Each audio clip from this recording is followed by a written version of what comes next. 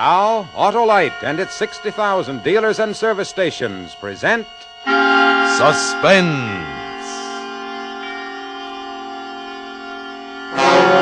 Tonight, Autolite brings you James Stewart in Consequence, a suspense play produced and directed by Anton M. Leader. Friends, while the wife is spring cleaning the house, how about spring cleaning your car? Give your motor new spring pep by replacing those worn-out narrow-gap spark plugs with a set of revolutionary new wide-gap Autolite resistor spark plugs. Your motor will idle smoother. Yup, and give better performance on leaner gas mixtures. Yes, sirree. Actually save gas. What's more, Autolite resistor spark plugs with the exclusive Autolite resistor cut down on radio and television interference.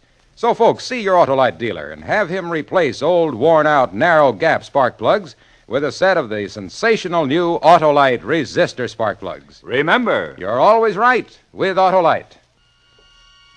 And now, Autolite presents James Stewart in a tale well calculated to keep you in suspense. Maybe the costume was the decisive factor, or maybe it would have happened anyway. In any event, the occasion was the 10th reunion, and the class of 29, as such occasions demand, they were all dressed identically in cowboy suits. And there was Ted Wolfe, whom I hadn't seen in 10 years, although in college he'd been by far my closest friend.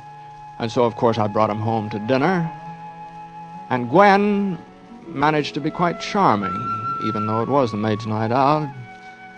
She didn't even kick about the oven. And that's how it started out, just like that. Just like any pleasant, casual little evening. Oh, Gwen, that was a wonderful meal. Last one I'll get like that for a while. Thank you, sir. Have you really got to go tonight, Ted? Can't you take a day or so? No, not very well. I got my plane reservations and everything. Anyway, I told him I'd be back this week, and well, tonight's just about the deadline if I'm going to make it. Well, what time's your plane? 3 a.m. Say, that reminds me, I can't go aboard in this thing. Oh, you probably will. I think you're both kind of stuck on yourselves in those cowboy outfits. Worse than a couple of kids. Sure, I'm going to wear mine to the hospital tomorrow. Oh, fine. No kidding, though. People will think I'm nuts. All right, spoil sport. Now, we'll call the hotel later, have them bring your bags over, and you can change here. Although I would think a cowboy suit would be a sensation in Ecuador. You? Ted, are you really going to Ecuador? Mm-hmm. First, I thought it must be a joke. No, you've heard me talk about the work Ted's doing there. I know, but Ecuador. Well, they've got to have medical care out on those plantations some way, and well, I like it. I don't see how you stand it. Living like a hermit, cut off from civilization, not making... Well, I mean, they can't possibly pay you what... No, Gwen. What time? Oh, my goodness, I've got to run. Are you leaving us, Gwen? I promised Mother I'd come out to the country tonight. Anyway, I know you two would much rather talk over old times by yourselves. Oh, I'm sorry. Well, in case I don't see you again, thanks for everything. It's been swell. Well, you're coming back sometime, aren't you? Oh, maybe 5 years, maybe 10, maybe never. Silly. You come back next year and plan to stay for a while. Oh, thank you. I am sorry I have to go, but you two have a nice evening. There are eggs in the icebox, Phil. Okay. Did he always have to have fried eggs at night when he was in college, Ted? Yeah, that's Phil, all right. Good night, darling. Don't bother coming to the door now. I'll phone you tomorrow night. Bye, Gwen. Have a good trip, Ted. Bye. Goodbye. Yeah, you're a lucky man, Phil. Am I? Well, I suppose you know that the main reason I came to this shindig at all was to see you. So why me? No, it's been a long time since you and I had the same dreams, Ted. You haven't lost them, though. You're still in there pitching. Oh, sure. Yes. Private practice, 2 cars in the garage, 2 chickens in the pot. That's the kind of ball I've been pitching for the last 10 years. And it's the kind I'll keep on pitching until some other doc says coronary thrombosis and they carry me out. You can't kid me, Phil. You're happy. I'd just about given up the idea that there was such a thing as a happy man. And now you think you've found one. Oh, I know I have. I knew it the minute I came into this room. I knew it the minute I saw her. Gwen? Yeah, Gwen. I hate Gwen. Phil. And what's more, she hates me. Oh, it's nothing that shows on the surface. We get along because we have to, because my reputation would suffer if we didn't. Phil, you can't be serious. No? Well, why do you think I've given up every dream I've ever had? Why do you think I spend my life treating the imaginary ills of a lot of wealthy hypochondriacs? So Gwen can have this and Gwen can do that, so Gwen can satisfy every greedy instinct and every petty, rotten ambition that any woman ever had. Lord, I never realized. Well, that's it. You've got to do something about it, Phil. You've got to get out. Got to go to another city, go to another country. Yeah, she'd be after me like a hawk. She'd have me up before the medical association. Oh, there are 1,000 things she could do and would do. Oh, I've thought of it every way there is. It's no use. So, well, it's off my chest. Now you know. And I'm sorry I disillusioned you. Excuse me. Dr. Martin? Oh, well, now? Right. I'll be right down. You're not going out now. I want to talk to you. No, well, I'm still a doctor. Even Gwen can't stop that. And I'll be back before you leave, though. And if you want to stick around, I'd sort of like to ride out the airport with you. Was the call really important, Phil? Yeah. Yeah, now make yourself at home. Fix yourself anything you want in the kitchen. Only look out for the oven. It leaks when you turn it off just right. And I won't be long. Okay. I'll wait, Doctor. Thanks, Doctor. I kind of hoped you would, Ted.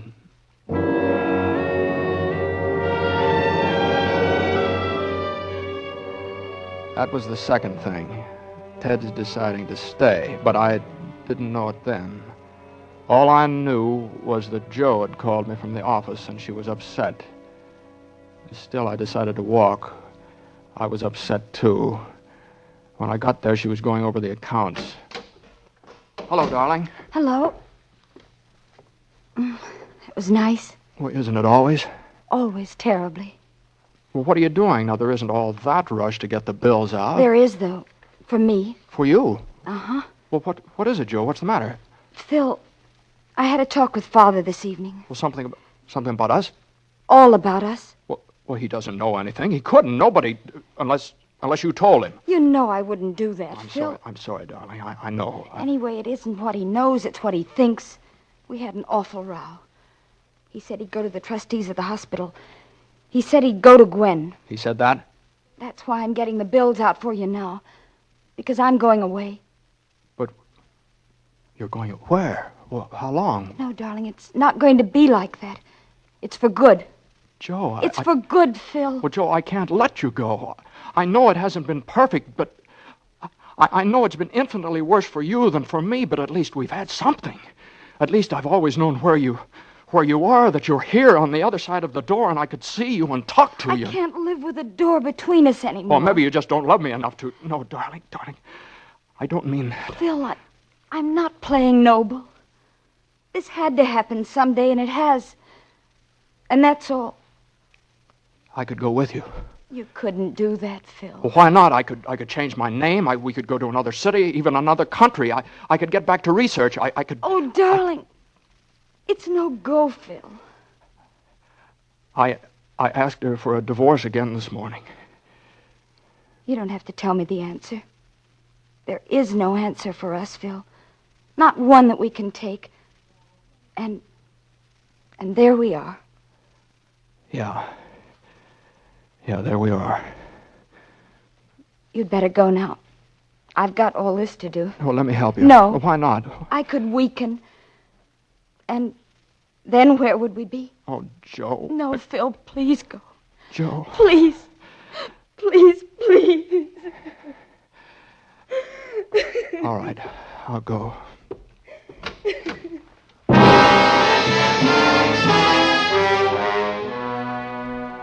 I don't know how long I walked that night or where. Perhaps most men are weak and never know it.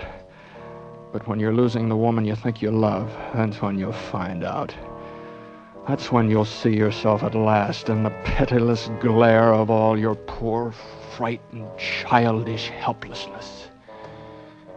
And I walked along, and I was sick to the depths of my soul. And I walked some more. I don't know, somewhere in the distance I heard a siren. There was a glow against the sky, a fire. And then I realized I was near my home, and then it wasn't just a glow against the sky of any fire. It was my own house. It burned almost to the ground. This is terrible. How did it happen? Somebody said they think it was the gas stove. Stunned and confused, I began edging through the crowd, and then there was a sudden stillness, and a few men took off their hats, and then I saw it. The stretcher, and the blanket thrown over the shapeless form, and the blackened, shriveled cowboy boot. And I remembered. Ted had been in that house. They just got him out now. Yeah, what's left of him? They say you wouldn't hardly know it was a man. Frantically, I started forward, and then I stopped, because I thought somebody had spoken to me, but they hadn't. They weren't looking at me. They were looking at the ground and the stretcher, and that thing that lay there on it. Dr. Philip Martin. Yeah, I knew him. He was a good man. Oh, poor Dr. Martin. What an awful way to die. Suddenly, I was shaking with excitement. I pulled my hat down over my eyes. I turned up my collar, and I moved carefully back through the crowd, out into the street, and I turned the corner, and then I ran. Joe! Phil! Joe, I'm going with you. Phil, you haven't... Joe, it's all right. It's all right, Joe. I'll tell you later. But we're free, Joe. We're free. I'm dead. I mean, Dr. Philip Martin. He's dead. For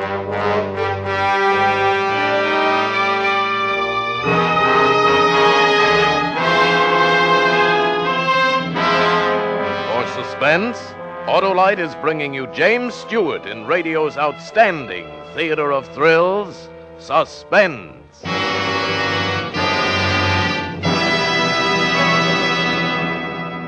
Hello, Harlow. Heard you caught a burglar at your house last night. I sure did, Hap. There was this man sneaking around my garage. I said, look here, mister. You want to replace your old narrow gap spark plugs with the sensational new wide gap Autolite resistor spark plugs. Why, those wide gap Autolite resistor spark plugs will make your engine idle smoother, give you better performance on leaner gas mixtures, actually save gas. What did he say? Well, holding him firmly with my thumb between his teeth, I said the newly developed exclusive 10,000 ohm Autolite resistor, found in no other automotive-type spark plug, increases electrode life 200% and more. You said all that to a burglar? Mm-hmm. And then throwing him heavily to the ground on top of me, I said, try it yourself. See your Autolite dealer and replace those old narrow gap spark plugs with wide gap Autolite resistor spark plugs. Your motor will idle smoother, give you better performance on leaner gas mixtures, actually save you gas. Then what? Oh, he said he'd stood all he could, and he started yelling for the cops. Oh, and I think I'll start yelling for Suspense. And now, Autolite brings back to our Hollywood soundstage James Stewart as Phil in Consequence, a tale well calculated to keep you in suspense.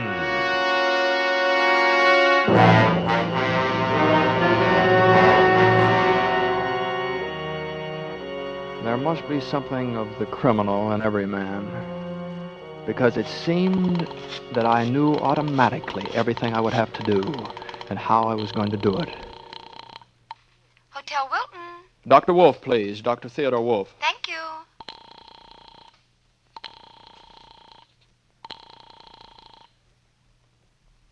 I'm sorry, sir. Dr. Wolf doesn't answer. Oh, well, say, what's the number of his room again? I want to drop him a note.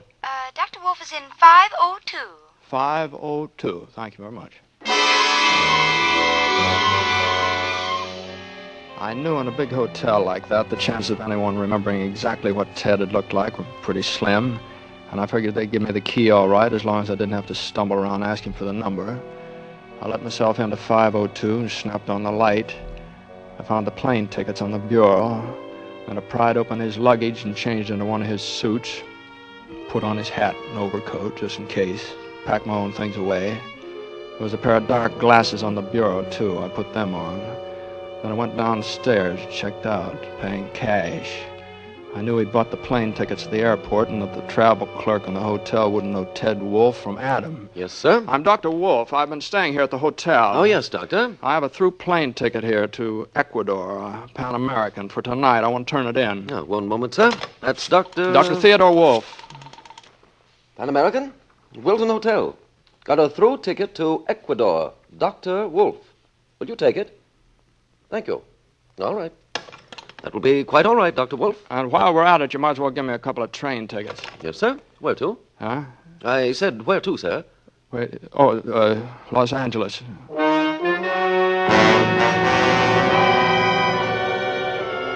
We'd taken care of everything.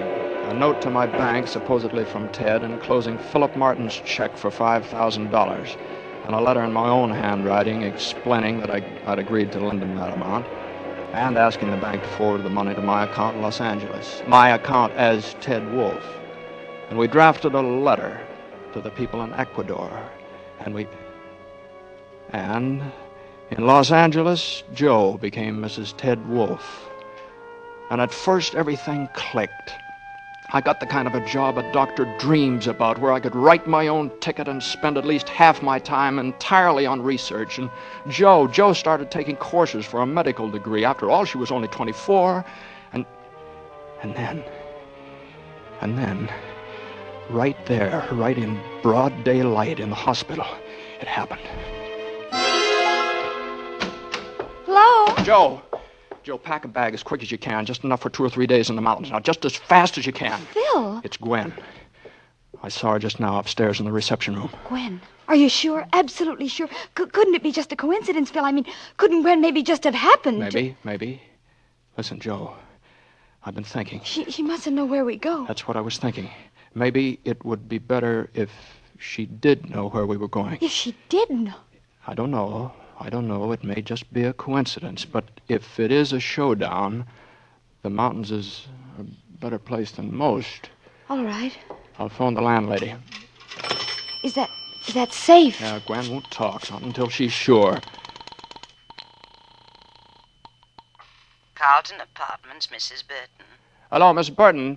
This is Dr. Wolf. I wonder if you'd do me a favor. Why, I'd be glad to, Dr. Wolf. We're going out of town for a couple of days, and I just remembered some friends said they might stop by, and I thought they might like to join us, so I wanted them to know where we were. All right, sir. Now, maybe you could just stick a note in our door where they'll see it.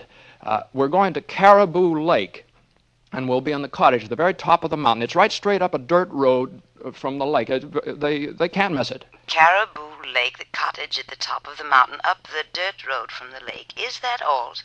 Yes, thank you, Miss Burton. That's all. Thank you. Caribou Lake is nothing more than a general store where you can buy bait, hire boats and cottages.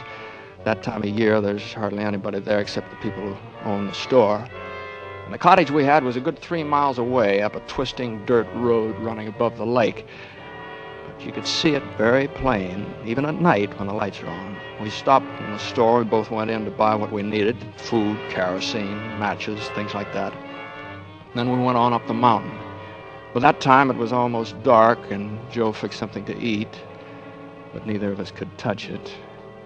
We were watching the road for lights of a car. It was about 8:30 when we saw them. And they went on past the store without stopping and came on up the mountain. It couldn't have been anyone else but Gwen. Well? No, she didn't waste any time. What if the car is rented? No, she'd bring her own. She loves to drive. Phil, you're not afraid, are you? No, not anymore. I'll go. Well, this is a surprise. Hello, Gwen. Dr. Martin, always poised. Nothing surprises you, does it? I suppose it was the check. Partly. Then I happened to notice that a Dr. Theodore Wolfe had married a Miss Josephine Reynolds in Los Angeles. It did occur to me that your idealistic friend must have been an awfully fast worker. Well, aren't you and your bride going to ask me in? Come in, Mrs. Martin. Thank you. Quite cozy, aren't you? We have been. Well, I'm sorry to break up your little All right, cut it out, Gwen. Now, what do you want? Dear man, what do you think I want? And the way things are now, you've got $200,000 worth of life insurance coming to you. Why don't you let us alone? Philip, I don't know whether you realize how much worry and anguish you've caused me. Sure, I know. I know just exactly how much. And perhaps you also know exactly how you stand with the law in this matter. I don't know about all this impersonation business, except it would permanently ruin your career. But I do know that the laws covering bigamy are quite drastic. Yeah, I used to think that money meant everything to you, Gwen, but I guess it doesn't, does it? I certainly don't feel called upon to accept rebukes from you, Philip, for anything. Not after what you've done. I feel that I'm being most generous to both of you. All right, now, just what exactly do you want, Gwen? Either you come back and we'll explain the whole thing as amnesia or something, or you both go to jail. How could You shut Now, up. listen. Just a minute. Now, listen, Gwen. Does anybody else know about this? Of course not. Nobody knows you came out here, or why? After all, Philip, I do have some pride left. Just that I was taking a little trip to New York to forget. New York, huh? All right, Gwen. Just give us a couple of minutes to talk this thing over, will you? Alone? Very well. Although I don't see there's very much to talk about. Will you go outside, or shall we? I'll go. I'll wait in the car. Oh, Phil. It's all right, Joe. I don't mind now. Neither do I. Do you think you can do it? Me? I'll have to have an alibi. Have you thought? I've thought about it. I've thought about it all day. And it's all right. It's good. She'll disappear the same way I did. A fire? Yeah. Only I'll have to be down at the store when it happens. This place will go up like kindling. And when they pull her out, they'll think it's you. Nobody knows she's up here. And I'll be there to say it is you. How are you going to... I've got it all fixed in the cellar. All you have to do is here. Use this hatchet. Can you? Yes. I will. And then go out to the car and get on the floor of the back seat, under the blanket, lock it from the inside. I'll probably get away right afterwards. All right, Phil. I'll see you in the car, and the whole thing shouldn't take more than a couple of hours. Phil, you're not afraid? Are you? No. I'm glad. Gwen, Yes? come on in. Have you decided? Yes. Well, you might as well eat with us. There'll be quite a few details to talk over. I'm not sure I feel much like eating in this house, Philip. Yes, well, I don't know about you, but I'm not going to start back hungry. Now, give me the keys to your car, will you? It's blocking mine, and I'll go down the hill and get a few things for dinner. Really, Oh, will Philip, you please stop griping? Now, you've won. Now, give me the keys. Very well. But I wouldn't try any mad dashes if I were you. Oh, now, don't be a fool, Gwen. No, I don't suppose you would. Alone? She went in. I took the keys, but first I went around back, down the cellar. I put a lot of old newspapers around the wood pile and doused the whole thing with kerosene. And then I cut a stub of plumber's candle and set it on the papers and lit it. I knew just about how long it'd take the candle to burn down, about 45 minutes. Then I went out and I got in Gwen's car and I started on the mountain without lights. At the drop above the lake, I put it in low and I cramped the wheels and I jumped out.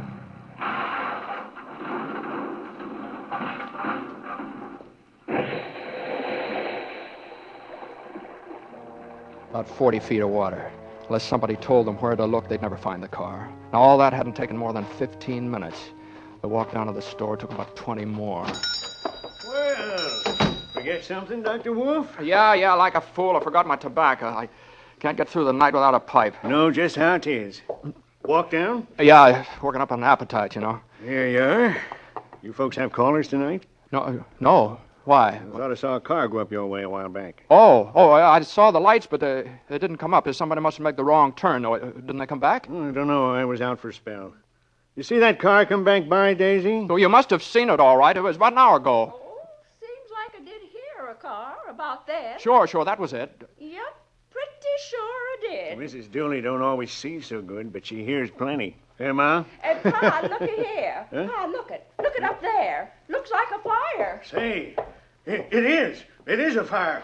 Golly, Doc, that looks like your place. Well, it couldn't be. But it must be. Big, too. We better get up there, too. Do you have your car? We'll go in the truck. It's right outside. The boys can bring Ma along in the car. You hear that, Ma? Yeah. Len? Come on, Johnny, Doc. get out I of sure the hope car. everything's all right. And so do I.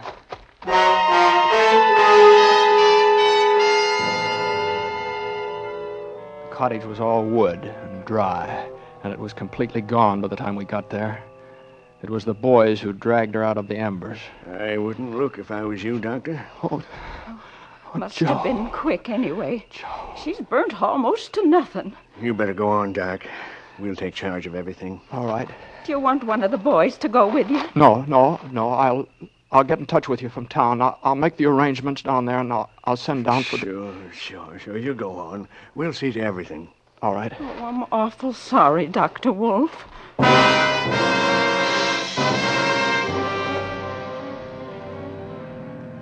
climbed into the car and I started down the mountain. When I was around the first bend, I pulled up and stopped. I reached over with one hand and touched the blanket on the floor behind me. Are you all right, Joe? Yes, Philip. I'm quite all right. Gwen.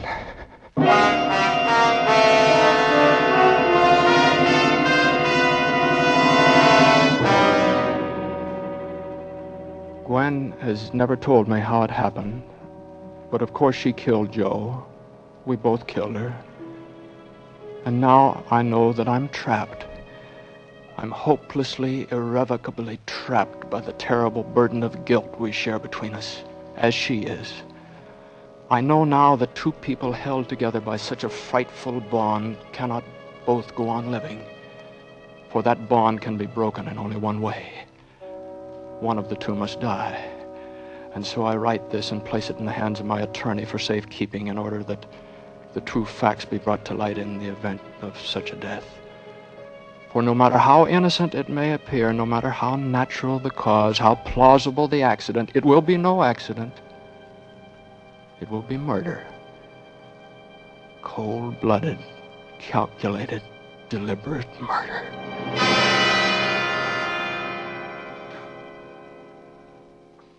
And now, the local news. Dr. Philip Martin, who has been in poor health for the past 3 months while recovering from an attack of amnesia, died today in his home from an overdose of sleeping sedative. He is survived by his widow, Mrs. Gwen Martin.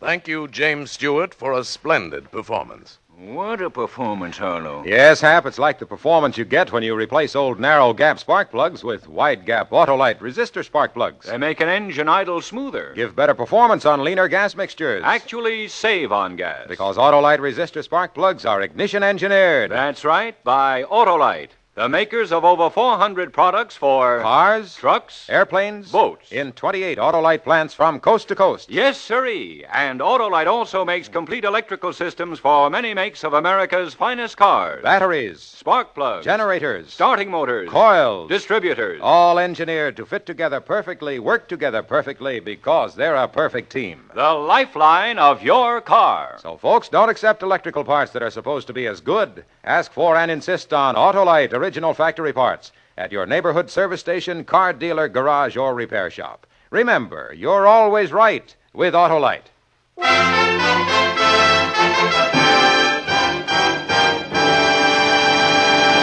And now here again is Mr. James Stewart. Well, I want to thank Tony Leader and his great cast of actors for making my suspense visit so pleasant.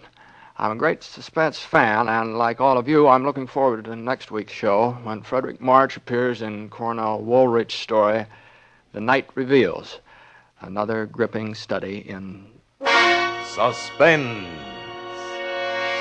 James Stewart can currently be seen starred in the Metro-Goldwyn-Mayer production The Stratton Story. Tonight's suspense play was adapted for radio by Robert Richards from an original story by Vladimir Posner and George Sklar, with music composed by Lucien Morawek and conducted by Leith Stevens.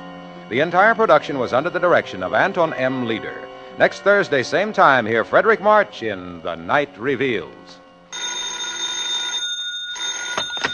You can buy Autolite resistor spark plugs, Autolite stay-full batteries, Autolite electrical parts at your neighborhood Autolite dealers. Switch to Autolite. Good night. This is CBS, the Columbia Broadcasting System.